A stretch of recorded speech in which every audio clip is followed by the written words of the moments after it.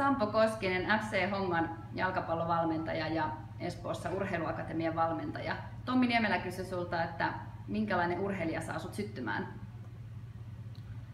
Joo, mut saa syttymään semmonen urheilija. Tietenkin se motivaatio, sisäinen motivaatio pitää olla kova, mutta semmonen urheilija, joka osaa tulla sille pilke silmäkulmassa sinne treeneihin, että tekee asiat mahdollisimman huolella ja tosissaan, mutta silti rennosti ja pystyy osaa nauttia ja hymyillä siellä harjoituksissa, niin semmoinen urheilija saa mut syttymään.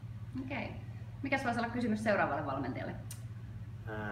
No seuraavalle valmentajalle mä voisin vähän tähän aiheeseen liittyen kysyä niin, että mikä saa sut valmentajana jatkamaan ja motivoitumaan?